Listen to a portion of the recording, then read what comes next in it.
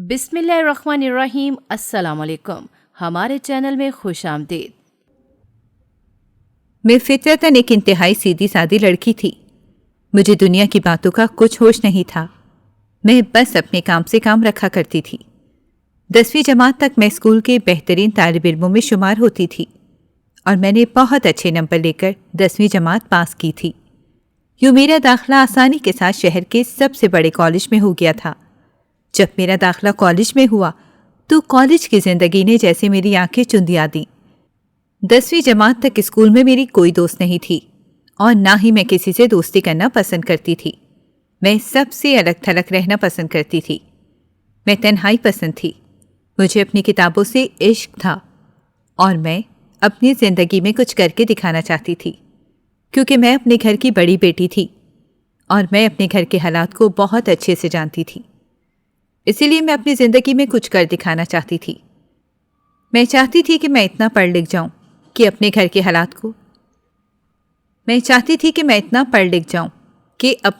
حالات کو سنوار سکوں، کیونکہ میرے ابو بہت محنت اور جدوجہد کر کے ہم سب بہن بھائیوں کو پڑھا رہے تھے۔ میرے ابو کی دلی خواہش تھی کہ ہم سب لوگ پڑھ لکھ کر کسی بڑے عہدے پر پہنچ جائیں، کیونکہ میرے ابو کو اپنے بچپن سے ہی پڑھنے لکھنے کا بہت شوق تھا، مگر گھر کے حالات نے انہیں اس بات کی اجازت نہیں دی کہ وہ پڑھ لکھ کر اپنا شوق پورا کر سکیں۔ اسی لیے وہ اپنے بچوں کو پڑھا لکھا کر اپنا شوق پورا کرنا چاہتے تھے۔ ہم 5 بہن بھائی تھے اور چونکہ میں اپنے بہن بھائیوں میں سب سے بڑی تھی تو مجھے اپنے ابو کی اس خواہش کا بہت احترام تھا اور میرے اندر بھی یہ جذبہ موجود تھا کہ میں پڑھ لکھ کر کسی مقام پر پہنچ سکوں، اور اس کے لیے میں دن رات محنت کر رہی تھی۔ جب 10ویں جماعت کا نتیجہ آیا تو میں بہت اچھے نمبروں سے پاس ہوئی تھی۔ میں نے اپنی زندگی میں پہلی بار اپنے ابو کے چہرے پر اس قدر خوشی دیکھی تھی، اسی لیے ابو نے میرا داخلہ شہر کے سب سے بڑے کالج میں کروا دیا۔ حالانکہ ہمارے مالی حالات ہمیں اس بات کی اجازت بالکل بھی نہیں دیتے تھے، مگر پھر بھی ابو نے میرا داخلہ کروا دیا۔ میں بہت خوش تھی، کیونکہ میں خود بھی اس تعلیمی ادارے میں پڑھنا چاہتی تھی اور اپنے خوابوں کو سچ کر دکھانا چاہتی تھی، اور یہ سب اسی صورت ممکن تھا کہ جب میں دل لگا کر پڑھائی کروں اور اپنی زندگی میں کچھ بن جاؤں۔ میرا سب سے بڑا خواب یہ تھا کہ میری وجہ سے میرے ابو کو فخر محسوس ہو۔ میں اپنے ابو سے بے حد پیار کرتی تھی اور انہیں ہمیشہ خوش دیکھنا چاہتی تھی۔ گھر میں صرف میں ہی پڑھنے لکھنے میں صحیح تھی، جبکہ میرے باقی بہن بھائی متوسط درجے کے طالب علم تھے۔ میں جب کالج میں داخل ہوئی تو میری آنکھیں پھٹی کی پھٹی رہ گئیں، کیونکہ میں ایک سفید پوش گھرانے کی لڑکی تھی۔ میں نے اپنی پوری زندگی میں یہ سب کبھی نہیں دیکھا تھا۔ کالج میں سب بڑے گھرانوں کی لڑکیاں آئی تھیں۔ ان کے نئے نئے فیشن دیکھ کر میں بس حیرت زدہ سی سن لڑکیوں کو تکتی رہتی تھی۔ مجھے اپنے آپ ان لڑکیوں کے سامنے بہت چھوٹا محسوس ہوتا تھا۔ میرے جوتوں کے تلوے گھس چکے تھے۔ یہ جوتے جانے میں کتنے سالوں سے استعمال کرتی آ رہی تھی، اور میرا بیگ تو اب جگہ جگہ سے پھٹ چکا تھا، جسے میں نے نہ جانے کتنی ہی بار سلائی کروائی تھی۔ مجھے یہاں آ کر اپنی کم مائگی کا احساس ہوا، مگر میں نے پھر بھی اپنی توجہ اپنی پڑھائی سے نہیں ہٹنے دی اور دل لگا کر پڑھتی رہی، یہاں تک کہ میں نے کالج کے پہلے سال بہت اچھے نمبر لیے۔ اب میرا اعتماد مزید کچھ بڑھ گیا تھا اور مجھے سمجھ آ گیا تھا کہ نئے جوتے، کپڑے اور بیگ تو وقتی خوشی دے سکتے ہیں، مگر اپنا مستقبل بنانے کے لیے جس چیز کی سب سے زیادہ ضرورت ہوتی ہے وہ پڑھائی میں دل لگانا ہے۔ دیکھتے ہی دیکھتے کالج کے 2 سال گزر گئے اور پتہ بھی نہیں چلا۔ میں نے انٹر بھی بہت اچھے نمبروں سے پاس کر لیا۔ اب مجھے مزید پڑھنے کے لیے یونیورسٹی جانا تھا، مگر میرے ابو کے حالات اس بات کی اجازت بالکل بھی نہیں دیتے تھے کہ وہ مجھے یونیورسٹی میں داخل کروا سکیں اور یونیورسٹی کی اتنی بھاری فیس ادا کر سکیں۔ مگر میں نے ہمت نہیں ہاری اور شام کے وقت میں ایک کوچنگ سینٹر میں پڑھانے لگی۔ یوں میری یونیورسٹی کے اخراجات کا مسئلہ حل ہو گیا اور میں نے یونیورسٹی میں داخلہ لے لیا۔ میں یونیورسٹی میں داخلہ لے کر بہت زیادہ خوش تھی۔ میرے پیر تو جیسے زمین پر ٹک ہی نہیں رہے تھے۔ مجھے لگ رہا تھا کہ اب میرے خواب پورے ہونے والے ہیں۔ جو خواب میں نے جاگتی آنکھوں کے ساتھ دیکھے تھے، ان کی تعبیر کا وقت آ گیا تھا۔ مگر حقیقت تو یہ تھی کہ اپنے خواب پورے کرنے کے لیے ابھی مجھے بہت لمبا سفر طے کرنا تھا۔ اس سفر میں میرے پیروں میں جانے کتنے ہی آبلے پڑنے تھے۔ مگر میں ابھی اپنے آنے والے وقت سے بالکل بے خبر تھی۔ مجھے تو اس وقت یہ بھی خبر نہیں تھی کہ جانے میں اپنا یہ سفر طے بھی کر سکوں گی یا نہیں، یا پھر بیچ میں ہی کہیں تھک کر رک جاؤں گی اور میرا سفر ادھورا ہی ختم ہو جائے گا۔ اس وقت تو مجھے سب کچھ بہت خوبصورت دکھائی دے رہا تھا۔ میں سبک خرامی کے ساتھ اپنی منزل کی جانب رواں دواں تھی، اور میرے ذہن میں بس یہی سوچ تھی کہ بہت جلد میں بھی اپنے پیروں پر کھڑی ہو جاؤں گی اور اپنے ابو کا نام روشن کروں گی۔ مگر دور کھڑی قسمت میری بے وقوفی پر ہنس رہی تھی۔ جب میں یونیورسٹی میں داخل ہوئی تو یہاں آ کر میری آنکھیں مزید چندی آ گئیں۔ کالج کی زندگی تو مجھے روکھی پھیکی لگنے لگی تھی۔ یونیورسٹی میں لڑکے اور لڑکیاں ساتھ پڑھتے تھے۔ یونیورسٹی میں لڑکے اور لڑکیوں کی دوستیاں ہونا بہت ہی معمولی سی بات تھی۔ یہ بات ان لوگوں کے نزدیک کوئی بڑی بات نہ تھی، مگر میں تو یہ سب دیکھ کر حیران تھی، کیونکہ لڑکے اور لڑکی کی دوستی کا تصور ہمارے گھر میں دور دور تک نہیں تھا۔ یہاں تک کہ اگر ہمارے گھر میں کزنز بھی آ جاتے تو ہمیں ان کے سامنے بھی بیٹھنے کی اجازت نہیں تھی۔ میں اپنے خاندان کی پہلی لڑکی تھی جو یونیورسٹی میں تعلیم حاصل کر رہی تھی، ورنہ ہمارے خاندان کی سبھی لڑکیاں 10ویں جماعت تک ہی پڑھتی تھیں، پھر ان کی شادی کر دی جاتی تھی۔ مگر میں اپنے ابو اور کچھ اپنے شوق اور لگن کی بدولت یونیورسٹی تک پہنچ گئی تھی۔ مگر یہاں کا ماحول دیکھ کر مجھے ایک عجیب سے ڈر نے گھیر لیا تھا، اور سوچ رہی تھی کہ پتہ نہیں یہاں میرے جیسی لڑکی پڑھ بھی سکے گی یا نہیں۔ میں پڑھائی میں تو بہت اچھی تھی، مگر یہاں کا ماحول میری فطرت سے بالکل ہی الٹ تھا۔ میں نے یہ سب کبھی نہیں دیکھا تھا۔ یونیورسٹی میں داخلے کے بعد کچھ دن تک تو میں نے اپنے کام سے کام رکھا اور کسی سے زیادہ دوستی نہیں کی۔ ویسے بھی میں کم کو تھی، لوگوں سے گھلنا ملنا اور باتیں کرنا مجھے کچھ خاص پسند نہیں تھا۔ مگر یہاں کی زندگی ہی ایسی تھی کہ کسی نہ کسی کام کے لیے میرا دوسرے طالب علموں سے واسطہ پڑتا رہا، یہاں تک کہ میری ایک لڑکی سے دوستی ہو گئی اور میں ایک گروپ کا حصہ بن گئی۔ اس گروپ میں لڑکے اور لڑکیاں دونوں ہی شامل تھے، مگر میں اس گروپ میں بھی کسی سے بات نہیں کرتی تھی اور سب سے لیے دیے رہتی تھی۔ مگر میں بہت دنوں سے نوٹ کر رہی تھی کہ ہمارے گروپ کا ایک لڑکا مجھے بہت گہری نظروں سے دیکھتا ہے۔ جب میں اس کی طرف متوجہ ہوتی ہوں تو وہ اپنی نظریں پھیر لیتا ہے۔ مجھے اس کی نظروں سے الجھن ہونے لگی تھی اور سوچنے لگی تھی کہ جانے یہ مجھے کیوں ایسے گھور گھور کر دیکھتا ہے۔ مگر میں اس کی آنکھوں میں خود کے لیے چھپی لگاوٹ کو بہت اچھے سے محسوس کر سکتی تھی۔ مگر یہ سب سوچ کر میرا دل کانپ کر رہ جاتا تھا، کیونکہ میری زندگی میں ایسی کسی بھی سوچ کے لیے کوئی جگہ نہیں تھی۔ میں اپنے ماں باپ کا مان نہیں توڑ سکتی تھی۔ میرے ابو نے مجھ پر بہت بھروسہ اور یقین کر کے مجھے یہاں تک بھیجا تھا۔ اگر میں یہاں تک آ ہی گئی تھی تو مجھے اس سے آگے کا راستہ چننا تھا، نہ کہ میں ایسا راستہ چننا چاہتی تھی جس پر چلتے ہوئے میرے پاؤں لہو لہان ہو جائیں۔ اسی لیے کافی عرصے تک میں اس لڑکے کو نظر انداز کرتی رہی تھی اور اس کی جانب کوئی خاص توجہ نہیں دی۔ مگر پھر جس لڑکی سے میری سب سے پہلی دوستی ہوئی تھی، اس نے میری توجہ اس کی جانب دلائی کہ وہ لڑکا مجھے بہت گھور گھور کر دیکھتا ہے اور وہ بھی اس کی آنکھوں میں میرے لیے چھپی محبت صاف محسوس کر سکتی ہے۔ یونیورسٹی میں یہ سب باتیں بہت عام تھیں، یہاں تک کہ ہر دوسرا طالب علم کسی نہ کسی سے محبت کرتا تھا۔ اس لڑکے کا نام طلال تھا۔ وہ ایک دولت مند گھرانے سے تعلق رکھتا تھا۔ اس بات کا اندازہ اس کے لباس سے اور اس کی گاڑی سے بخوبی ہوتا تھا۔ وہ پڑھائی میں اتنا سنجیدہ نہیں تھا، بس ڈگری حاصل کرنے کے لیے مارے باندھے پڑھائی کر رہا تھا۔ وہ یونیورسٹی زیادہ تر شغل میلے کے لیے آیا کرتا تھا۔ اس کے دوستوں میں زیادہ تر لڑکیاں شامل تھیں جو اس کے ایک اشارے پر اپنی جان لٹانے کو تیار نظر آتی تھیں۔ وہ زیادہ تر اپنی کلاس چھوڑ کر کینٹین میں یا پھر باہر گارڈن میں بیٹھا ہوا نظر آتا تھا۔ لیکن میری دوست کا کہنا تھا کہ جب سے میں آئی ہوں اس نے باقاعدگی سے کلاس میں آنا شروع کر دیا ہے۔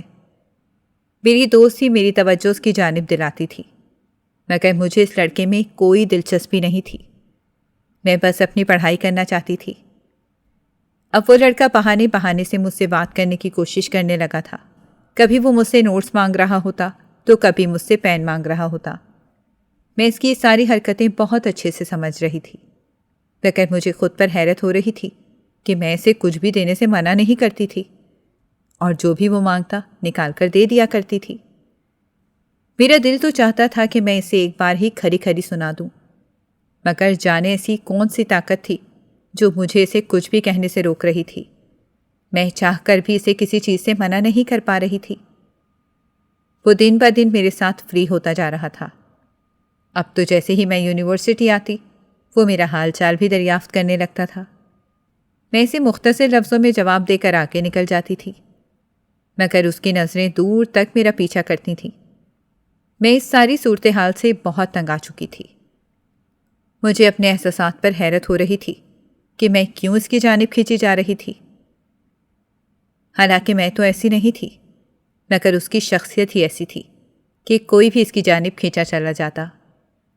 اس کی شخصیت بہت سحر انگیز تھی۔ وہ باتیں کرنے کا فن بہت اچھی طرح سے جانتا تھا۔ وہ جانتا تھا کہ سامنے والے کو اپنی باتوں سے کیسے زیر کرنا ہے، اور وہ اپنی اس خوبی کا فائدہ بہت اچھے سے اٹھایا کرتا تھا۔ میں بھی آہستہ آہستہ اس کے دل فریب جال میں پھنستی جا رہی تھی، اور مجھے اس بات کا اندازہ ہی نہیں ہو پا رہا تھا۔ 2 دن تک طبیعت کی خرابی کی وجہ سے میں یونیورسٹی نہیں جا سکی تھی۔ دلال نے جانے کہاں سے میرا نمبر لے کر مجھ سے رابطہ کر لیا۔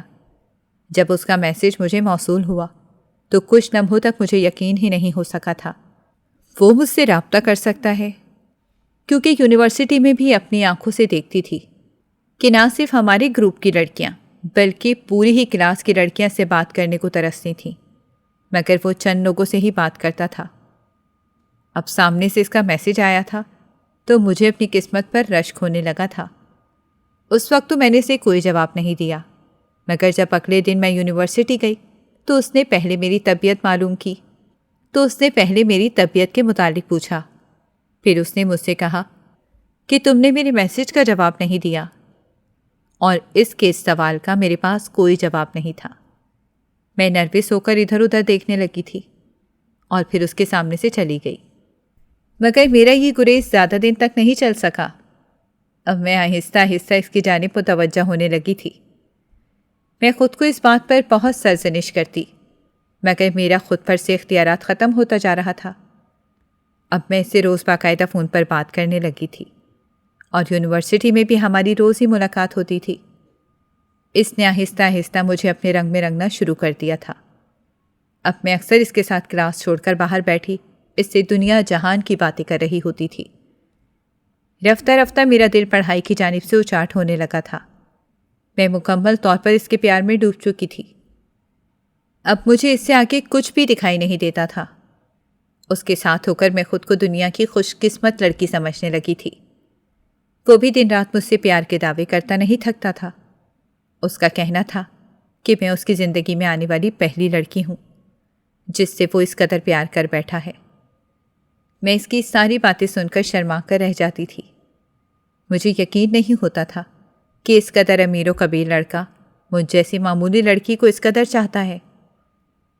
میں ان دنوں اپنی قسمت پر نازا رہنے لگی تھی۔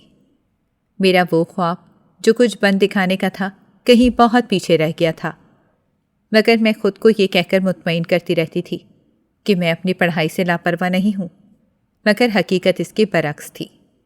میں اب پڑھائی سے مکمل طور پر لاپرواہ ہو گئی تھی۔ اب مجھے اس بات کا کوئی ہوش نہیں تھا کہ میرے نمبر کم ہوتے جا رہے ہیں۔ میں تو بس دلال کا ساتھ پا کر خوش اور مسرور تھی۔ اس سے آگے میں کچھ بھی نہیں دیکھنا چاہتی تھی۔ اب ہم دونوں کی ملاقاتیں یونیورسٹی سے باہر بھی ہونے لگی تھیں۔ وہ یونیورسٹی کے بعد مجھے گھمانے پھرانے لے جایا کرتا تھا، اور میں گھر میں یہ جھوٹ بولتی تھی کہ زیادہ پڑھائی کے لیے یونیورسٹی میں رکنا پڑتا ہے، اور میرے ماں باپ میری اس بات پر آنکھیں بند کر کے یقین کرتے تھے۔ وہ تو یہی سمجھتے تھے کہ میں اپنا مستقبل بنانے کے لیے دن رات پڑھائی کر رہی ہوں، مگر انہیں یہ کہاں خبر تھی کہ میں تو اپنی پڑھائی کو پسے پوش ڈال کر محبت کی رنگینیوں میں کھوئی ہوئی ہوں۔ آہستہ آہستہ ہمارے درمیان سے ساری دوریاں مٹتی جا رہی تھیں، یہاں تک کہ میں اس کی محبت میں اس قدر پاگل ہو گئی، اور ایک دن ایسا آیا کہ میں اسے اپنا بدن تک سونپ چکی تھی۔ حالانکہ ایسے میں نے اسے یہ ضبط کرنے سے بہت منع کیا تھا، مگر اس نے میری کوئی بات نہیں سنی۔ اور مجھے اپنی محبت کے واسطے دے کر اس بات پر منا ہی لیا کہ میں اسے اپنا جسم سونپنے پر مجبور ہو گئی۔ اس نے مجھ سے شادی کا بھی وعدہ کیا تھا اور مجھ سے کہا تھا کہ وہ مجھے کبھی بھی نہیں چھوڑے گا، اور میں اس کی ساری باتوں پر آنکھیں بند کر کے ایمان لے آئی تھی۔ میں آج بھی وہ دن نہیں بھول سکتی جب وہ مجھے کھانا کھلانے کا کہہ کر یونیورسٹی سے تھوڑی مسافت پر ایک ہوٹل میں لے آیا تھا۔ اس نے یہاں پہلے سے ہی ہماری بکنگ لے رکھی ہوئی تھی۔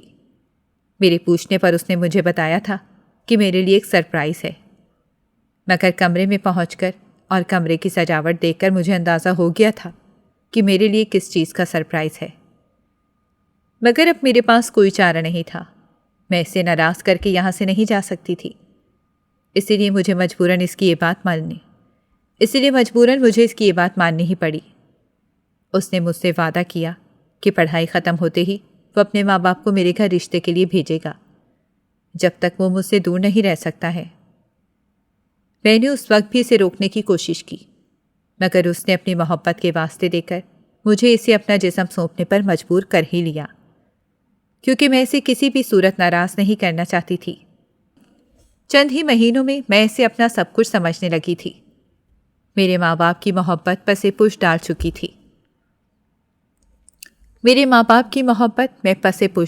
تھی۔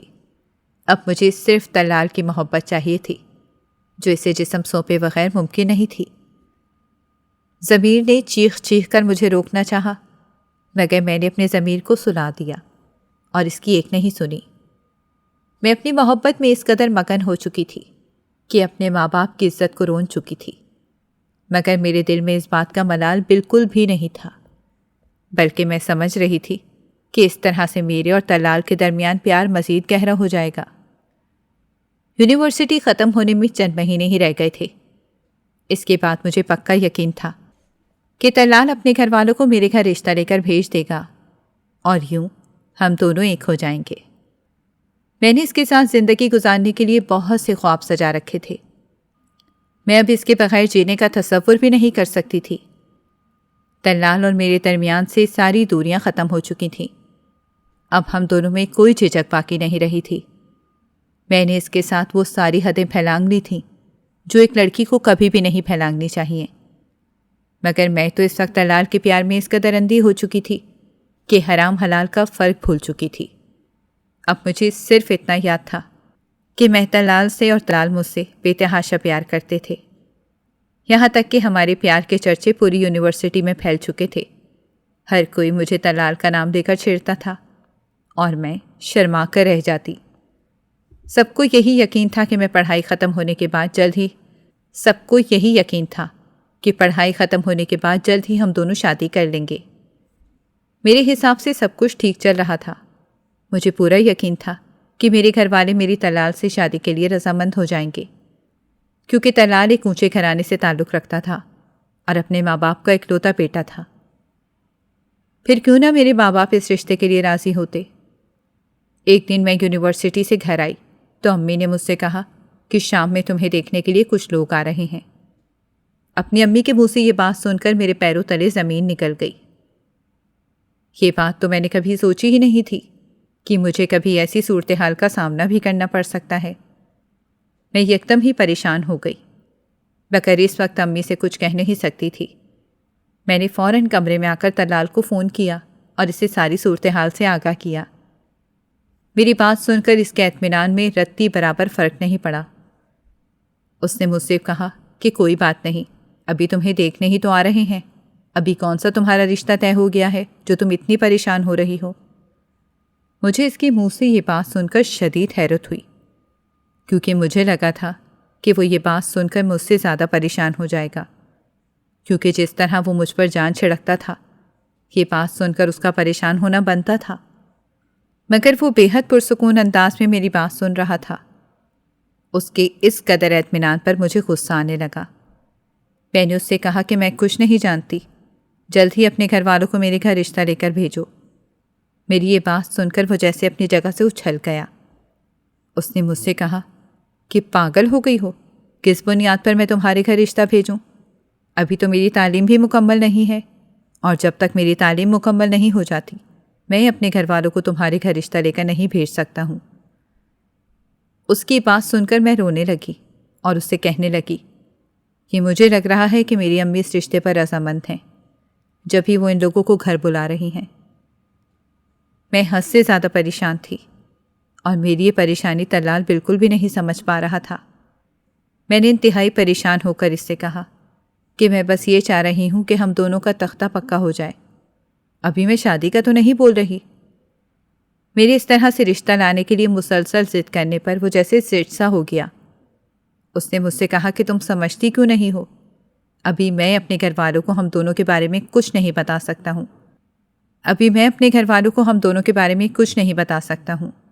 جب تک میں اپنے پیروں پر کھڑا نہیں ہو جاتا۔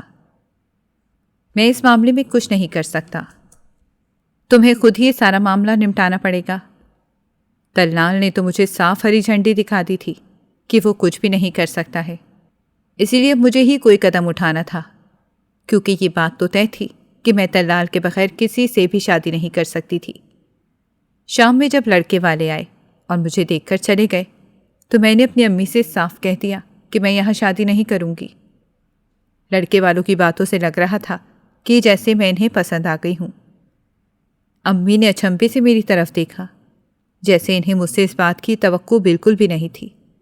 امی کے اس طرح سے دیکھنے پر میں گھبرا گئی اور جلدی سے انہیں صفائی دینے لگی کہ میں کسی پڑھے لکھے لڑکے سے شادی کرنا چاہتی ہوں، کہ لڑکا تو بس میٹرک پاس ہے اور ایک معمولی سی نوکری کرتا ہے۔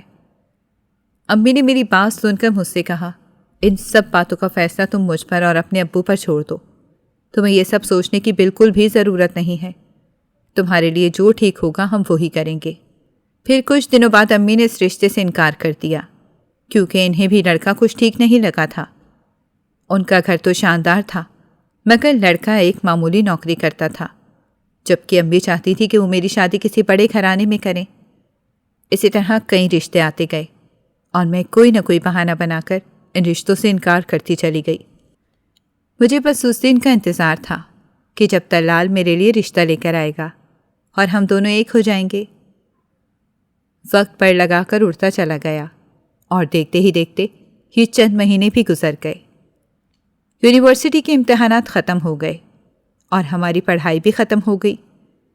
اب تو مجھے یقین تھا کہ طلال لازمی میرے گھر رشتہ لے کر بھیجے گا۔ یونیورسٹی کے بعد ہماری ملاقات بہت کم ہونے لگی، کیونکہ میں روز روز گھر سے نہیں نکل سکتی تھی، اسی لیے بس ہماری فون پر ہی بات ہوتی تھی۔ طلال نے مجھ سے بات کرنا بہت کم کر دیا تھا اور اس کی کوئی خاص وجہ مجھے سمجھ نہیں آتی تھی۔ میں جب بھی اس سے اس کے بارے میں پوچھتی تو وہ یہی کہتا کہ کام کا بوجھ بہت زیادہ ہے۔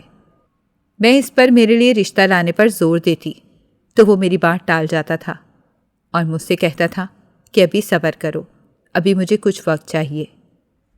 مجھے سمجھ نہیں آ رہا تھا کہ اسے اور کتنا وقت چاہیے۔ یہاں میرے لیے رشتے آتے جا رہے تھے، اگر کوئی بھی اچھا رشتہ آتا تو میرے امی ابو فوراً ہی اس رشتے کے لیے حامی بھر لیتے، اور طلال کے ساتھ کے بنا تو میں کچھ کر بھی نہیں سکتی تھی۔ جیسے جیسے دن گزرتے جا رہے تھے طلال مجھ سے دور ہوتا جا رہا تھا۔ اب اس کے لہجے میں مجھے پہلے والی وابستگی محسوس نہیں ہوتی تھی اور نہ ہی وہ والہانہ پن محسوس ہوتا تھا۔ ایک دن میرے لیے ایک ڈاکٹر کا رشتہ آیا۔ میرے امی ابو میرے لیے کوئی ایسا ہی رشتہ چاہتے تھے۔ میرے ماں باپ اس رشتے پر بہت زیادہ خوش ہوئے، کیونکہ ان کے خیال میں اس شادی کے بعد بہت خوش رہوں گی۔ مگر میں کیسے کسی اور سے شادی کر سکتی تھی؟ میں نے طلال سے کہا کہ تم فوراً رشتہ لے کر آؤ، ورنہ میرے ماں باپ کسی سے بھی میری شادی کر دیں گے۔ اس کے الفاظ سن کر میرے قدموں تلے زمین نکل گئی اور سر پر آسمان گر پڑا جب اس نے مجھ سے کہا کہ تمہارے ماں باپ جہاں کہہ رہے ہیں تمہیں شادی کر لینی چاہیے، کیونکہ میں تمہارے گھر رشتہ نہیں لا سکتا ہوں، میری امی راضی نہیں ہو رہی۔ میں بس سختی کی کیفیت میں کھڑی اس کے منہ سے ادا ہونے والے یہ الفاظ سن رہی تھی۔ مجھے ایسا لگ رہا تھا کہ جیسے کسی نے میرے کانوں میں سیسا انڈیل دیا ہو۔ مجھے یقین نہیں آیا کہ جو کچھ میں نے سنا ہے وہ سچ ہے۔ مجھے چاروں طرف سے بے یقینی نے گھیر لیا۔ میں نے طلال سے کہا کہ اگر تم مذاق کر رہے ہو تو یہ بہت ہی برا مذاق ہے، مگر اس کے لہجے کی سنجیدگی مجھے چیخ چیخ کر بتا رہی تھی کہ وہ مجھ سے مذاق بالکل بھی نہیں کر رہا ہے، کیونکہ اس کے لہجے میں چھپی بیزاری کو میں صاف صاف محسوس کر سکتی تھی مجھے یقین نہیں آیا کہ کوئی پیار کرنے والا بھی اس قدر بدل سکتا ہے۔ میں نے طلال سے کہا کہ تم تو مجھ سے پیار کرتے تھے اور میرے بغیر ایک پل بھی نہیں رہ سکتے تھے۔ تم کیسے مجھ سے یہ بات کہہ سکتے ہو کہ میں کسی اور سے شادی کر لوں؟ میری بات سن کر اس نے بیزاری سے کہا کہ صاف بات ہے، میں تم سے شادی نہیں کر سکتا ہوں، کیونکہ اس شادی پر میرے گھر والے کبھی بھی راضی نہیں ہوں گے۔ اس کی بات سن کر میں چیخ پڑی اور اس سے کہا کہ جب تم پہلے سے جانتے تھے کہ تمہارے گھر والے کبھی بھی مجھ سے تمہاری شادی کرنے پر راضی نہیں ہوں گے تو تم کیوں مجھے اس مقام تک لے کر آئے تھے؟ میری بات سن کر وہ استہزائیہ ہنسا اور مجھ سے کہا کہ کس گمان میں ہو؟ میں تمہیں اس مقام تک نہیں لایا ہوں، بلکہ تم اپنی مرضی سے یہاں تک آئی ہو۔ اس کے لہجے میں مجھے اپنے لیے صاف حقارت محسوس ہو رہی تھی۔ مجھے ایسا لگا کہ جیسے وہ میری بے وقوفی پر ہنس رہا ہو۔ میں نے اس سے روتے ہوئے پوچھا کہ کیا تم مجھ سے پیار نہیں کرتے ہو؟ میری بات سن کر اس نے ٹھنڈے لہجے میں مجھ سے کہا کہ تم جیسی لڑکی سے کون پیار کرے گا جو شادی سے پہلے ہی اپنا جسم کسی کو سونپ چکی ہو؟ میں تو کبھی بھی ایسی لڑکی سے شادی نہ کروں جسے شادی سے پہلے اپنی عزت کا کوئی خیال ہی نہیں ہو۔ اس کے الفاظ مجھے پگھلے ہوئے سیسے کی مانند محسوس ہوئے جو میرے کانوں میں انڈیل رہا تھا۔ میں بری طرح سے رونے لگی اور اسے اپنی محبت کے واسطے دینے لگی اور اس سے کہا کہ میرے ساتھ ایسا نہ کرو، میں اب کسی سے بھی شادی کرنے کے قابل نہیں رہی ہوں، میں بدنام ہو جاؤں گی۔ میری بات سن کر اس نے انتہائی اکتائے ہوئے لہجے میں مجھ سے کہا کہ تم اگر میرے بستر تک آ سکتی ہو تو جانے کتنے مردوں کے بستر تک گئی ہوگی، اور مجھے ایک گری ہوئی لڑکی سے شادی کرنے میں کوئی دلچسپی نہیں ہے۔ میں شاید تم سے شادی کر بھی لیتا اگر تم مجھے اپنا جسم نہیں سونپتی، مگر تم نے اتنی آسانی سے مجھے اپنا جسم سونپ کر خود سے اپنے آپ سے دور کیا ہے۔ اس کی یہ باتیں مجھے رسوائی کی گہرائیوں میں پھینک رہی تھیں۔ وہ فون بند کر کے جا چکا تھا مگر میں خالی ہاتھ کھڑی رہ گئی تھی۔ اتنا سب کر کے بھی میرے مقدر میں بس ذلت اور رسوائی آئی تھی۔ میں تو سمجھ رہی تھی کہ یہ سب کر کے میں اسے قابو کر لوں گی، مگر وہ تو مجھ سے اپنا دامن چھڑا کر چلا گیا تھا۔ میں وہیں گرتی چلی گئی کیونکہ اب میرے پیروں میں کھڑے رہنے کی بالکل بھی سکت نہیں تھی۔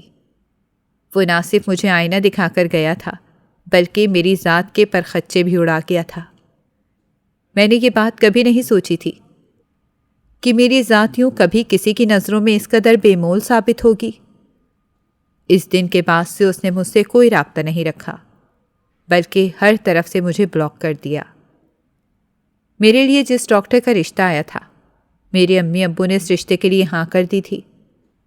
اب میرے پاس اس رشتے سے منع کرنے کا کوئی جواز نہیں تھا، کیونکہ میری مرضی میرے ماں باپ نے پوچھی ہی نہیں تھی۔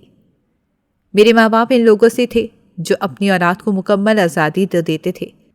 میرے ماں باپ ان لوگوں میں سے تھے جو اپنی اولاد کو مکمل آزادی تو دیتے ہیں مگر ان کی شادی کا فیصلہ خود کرتے ہیں۔ یوں میری بھی شادی کا فیصلہ ہو گیا اور چند دنوں میں میری منگنی ہو گئی، مگر شادی کی تاریخ ابھی پکی نہیں ہوئی تھی۔ میں بالکل ایک لاش کی مانند ہو چکی تھی۔ میں بس سانس لے رہی تھی مگر اندر سے مردہ ہو چکی تھی۔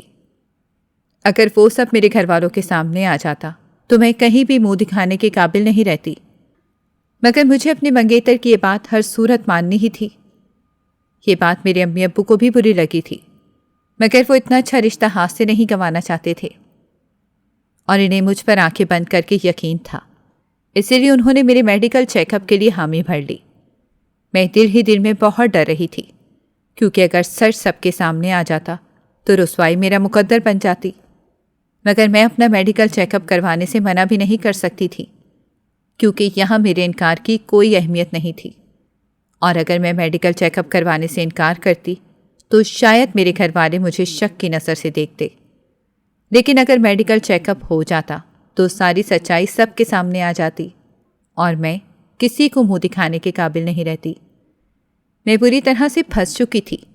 میں نے امی کو انکار کیا مگر وہ میرے انکار کو خاطر میں نہیں لائیں، اور دوسرے دن ہی زبردستی امی نے مجھے میرے منگیتر کے ساتھ اس کے کلینک بھیج دیا۔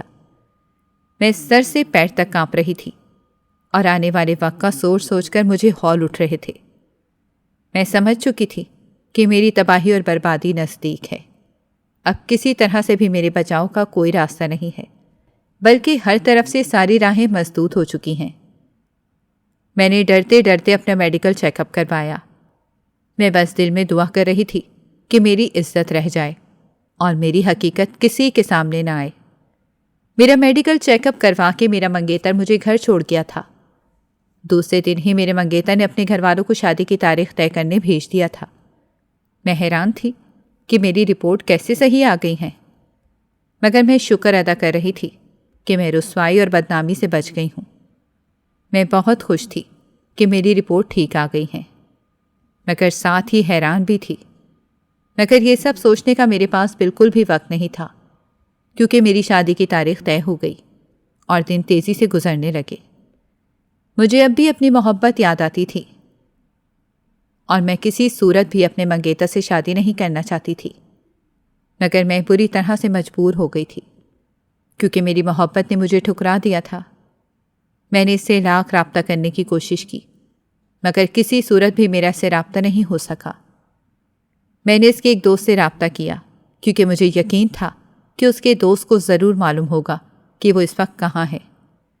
میں نے اس کے دوست کے سامنے ہاتھ جوڑے اور منتیں کی کہ وہ کسی بھی طرح ایک بار میری سے بات کروا دے، یا پھر اسے اس بات پر منا لے کہ وہ میرے گھر رشتہ لے کر آ جائے، کیونکہ ابھی تو میں بچ گئی تھی، مگر شادی کے بعد رسوائی لازمی ہونی تھی، کیونکہ میرا ہونے والا شوہر ڈاکٹر تھا۔ وہ لمحوں میں ہی پہچان جاتا کہ میں اپنے ماضی میں کیا کچھ کر چکی ہوں۔ مگر اس کے دوست نے مجھے بتایا کہ وہ یہ ملک چھوڑ کر جا چکا ہے۔ یہ سن کر میرے پیروں تلے زمین نکل گئی، کیونکہ تھوڑی بہت جو آس تھی وہ بھی ختم ہو گئی تھی، کیونکہ دیار خیر سے کسی کا بھی لوٹ کر آنا ناممکن ہوتا ہے، اور وہ تو مجھے چھوڑ کر گیا تھا، پھر میرے لیے کیسے لوٹ کر آ سکتا تھا؟ میں بالکل ہی تہی دامن رہ گئی تھی۔ مجھے یقین نہیں آتا تھا کہ اتنی محبت کرنے والا بھی یوں آنکھیں پھیر کر جا سکتا ہے۔ جب وہ مجھ سے کہتا تھا کہ وہ مجھ سے بے انتہا پیار کرتا ہے، تو میں اپنی قسمت پر سرشار ہو جایا کرتی تھی، مگر آج اسی محبت نے میرے پیروں تلے زمین کھینچ دی تھی اور مجھے کہیں کا نہیں چھوڑا تھا۔ اب مجھے ہر حال میں یہ شادی کرنی ہی تھی، مگر یہ شکر تھا کہ میری میڈیکل رپورٹ ٹھیک آئی ہے۔ اب میں اس کے بلبوتے خود کو بے گناہ ثابت کر سکتی تھی۔ گھر میں شادی کی تیاریاں ہونے لگی تھیں۔ پھر میری شادی کا دن بھی آ گیا۔ شادی والے دن میں اسٹیج پر دلہن بن کر بیٹھی تھی۔ نکاح کچھ دیر میں شروع ہونے والا تھا۔ میری بارات آ چکی تھی۔ آج سبھی میری تعریف کر رہے تھے۔ میری امی تو میری بلائیں لیتی نہیں تھک رہی تھیں، اور میں بس بجھے دل کے ساتھ وہاں بیٹھی تھی۔ یوں خود کو کسی اور کے حوالے کرنا میرے لیے بہت مشکل ہو رہا تھا۔ کچھ دیر بعد میرا ہونے والا شوہر اسٹیج پر آیا۔ اس کے ہاتھ میں کوئی رپورٹ تھی۔ اس نے وہ رپورٹ لا کر میرے ابو کے ہاتھ میں دے دی، جسے پڑھ کر میرے ابو کے چہرے کا رنگ بگڑ گیا۔ انہوں نے وہ رپورٹ میری امی کے ہاتھ میں دی اور مجھے خون خوار نسوں سے گھوننے لگے۔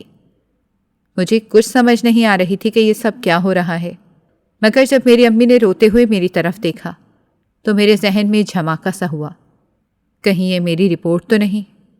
مگر میں سوچنے لگی کہ میری رپورٹ تو ٹھیک آئی تھی، پھر اس میں کیا ہے؟ مگر میری سوچوں کے گھوڑے زیادہ دیر نہیں دوڑ سکے اور امی روتے ہوئے زمین پر بیٹھ گئیں۔ ابھی میں کچھ سمجھتی کہ میرے سر پر قیامت ٹوٹ پڑی۔ میں نے وہ رپورٹ امی کے ہاتھ سے لے کر دیکھی تھی۔ وہ میری ہی رپورٹ تھی۔ اس رپورٹ میں حاملہ تھی۔ میں بس پھٹی پھٹی نظروں سے اس رپورٹ کو گھور رہی تھی۔ مجھے یقین نہیں آ رہا تھا کہ میرے ساتھ ایسا بھی ہو سکتا ہے۔ بھرے مجمع میں نے اپنے ماں باپ کا سر شرم سے جھکا دیا تھا۔ وہ ڈاکٹر میرے ابو کو بتا رہا تھا کہ اس دن غلطی سے کسی اور کی رپورٹ آ گئی تھی، جس کا نام بھی میرے جیسا تھا۔ مگر جب آج صحیح رپورٹ اس کے ہاتھ میں آئی تو اسے یقین نہیں آیا۔ اب یہ شادی نہیں ہو سکتی تھی۔ وہ لوگ بارات واپس لے جانے لگے۔ میرے ابو نے ان کے سامنے ہاتھ جوڑے کہ وہ لوگ بارات نہیں واپس لے کر جائیں، مگر وہ لوگ تو کوئی بھی بات سننے پر راضی نہیں تھے۔ رشتے دار الگ منہ میں انگلیاں دبائے کھڑے تھے۔ اور میرا سر ہی نہیں اٹھ پا رہا تھا کہ میں نظر اٹھا کر کسی کو دیکھ لوں۔ بارات واپس لوٹ گئی تھی۔ رشتے دار میرے ماں باپ کو باتیں سنا رہے تھے اور کہہ رہے تھے کہ اسی دن کے لیے ہم منع کر رہے تھے کہ اپنی بیٹی کو اتنی آزادی نہ دو، اب آزادی دینے کا انجام بھگتو۔ پورے ہال میں سے طرح طرح کی آوازیں بلند ہو رہی تھی۔ کوئی میرے ماں باپ کی غلطی ٹھہرا رہا تھا تو کوئی مجھے بدچلن اور آوارہ کا خطاب دے رہا تھا، اور میرا بس نہیں چل رہا تھا کہ یہ زبین پھٹے اور میں اس میں سما جاؤں۔ میں نے شدت سے دعا مانگی کہ کاش میرا دل دھڑکنا رک جائے یا پھر کائنات کی ہر چیز ساکت ہو جائے۔ میرے ابو اپنا دل پکڑ کر بیٹھے تھے۔ امی زمین پر بیٹھی رو رہی تھیں۔ دونوں بہنیں کونے میں سہمی کھڑی تھیں، اور میرے دونوں بھائیوں کا بس نہیں چل رہا تھا کہ وہ مجھے ابھی قتل کر دیں۔ میں قسمت کی ستم ظریفی پر حیران تھی۔ پہلے محبت کے بچھڑ جانے کا دکھ کم تھا، اب میرا دامن بھی داغدار ہو گیا تھا۔ گھر آ کر میری اماں اور میرے بھائیوں نے مجھے بہت مارا، یہاں تک کہ میں لہو لہان ہو گئی، مگر میرے زخم بھی میرے گھر والوں کو ملنے والی رسوائی کو کم نہیں کر سکتے تھے۔ پورے خاندان میں یہ بات مشہور ہو گئی تھی کہ میں شادی سے پہلے ہی حاملہ ہو گئی ہوں۔ میں نے ایک بار پھر طلال کے دوست سے رابطہ کیا اور اسے واسطے دیے کہ بس وہ ایک بار طلال کو بتا دے کہ میں حاملہ ہوں اور اس کے بچے کی ماں بننے والی ہوں۔ مگر جب طلال کے دوست نے مجھے دوبارہ فون کیا اور مجھ سے کہا کہ طلال نہیں مان رہا ہے کہ یہ بچہ اس کا ہے، میں اس وقت حقیقی معنوں میں منہ کے بل گری تھی۔ مجھے محبت کرنے کی اتنی بڑی سزا ملے گی یہ میں نے کبھی سوچا بھی نہیں تھا۔ میرے گھر والے مجھ سے نفرت کرنے لگے تھے۔ میری امی مجھے ایک ڈاکٹر کے پاس لے گئی تھی اور ان کی منتیں کر کے انہیں میرا بچہ ضائع کرنے پر راضی کر لیا۔ اس ڈاکٹر نے صاف کہہ دیا تھا کہ کام کرنے سے میری جان کو خطرہ لاحق ہو سکتا ہے۔ امی نے اس ڈاکٹر سے کہا کہ اچھا ہے مر جائے۔ یہ سن کر میں رونے لگی تھی، مگر میں نے اپنے ہاتھوں سے اپنے لیے بدنامی چنی تھی۔ میں کسی کو بھی اس بات کا ذمہ دار نہیں قرار دے سکتی تھی۔ ڈاکٹر نے میرا بچہ ضائع کر دیا۔ میں موت کے منہ سے واپس آئی تھی، مگر شاید اب میں رحم کھانے کے قابل نہیں رہی تھی۔ سبھی مجھ سے نفرت کرتے تھے۔ دونوں بھائی مجھ سے بات کرنا تک پسند نہیں کرتے تھے۔ امی کہتی دونوں بہنوں کو مجھ سے دور رکھنی تھی۔ ابو تو میری شکل بھی دیکھنے کے روادار نہیں تھے۔ میری اس حرکت کا اثر میری دونوں بہنوں پر پڑا۔ اب ان کے لیے خاندان سے کوئی رشتہ نہیں آتا تھا۔ غیروں سے جو رشتے آئے، امی نے دونوں بہنوں کی جلد شادیاں کر دیں۔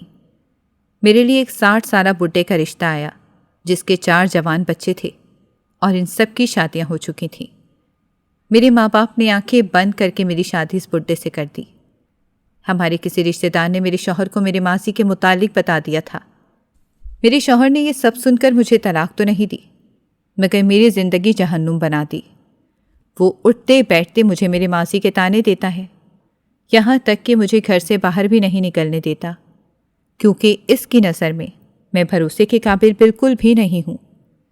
آج میں اپنی موت کی دعائیں مانگتی ہوں، مگر موت بھی مجھ پر مہربان نہیں ہوتی ہے۔ میرا شوہر نہ صرف مجھ پر شک کرتا ہے بلکہ ہاتھ بھی اٹھاتا ہے، اور اسے روکنے والا کوئی نہیں ہے، کیونکہ میرے ماں باپ مجھ سے ملنا پسند نہیں کرتے ہیں۔ اپنی اس غلطی کا خمیازہ شاید مجھے ساری زندگی بھگتنا پڑے گا۔ ناظرین، اگر آپ کو ہماری کہانی اچھی لگی ہے تو ویڈیو کو لائک کریں، شیئر کریں اور ہمارے چینل کو سبسکرائب کریں۔ اگلی ویڈیو تک اجازت دیں۔ اللہ حافظ۔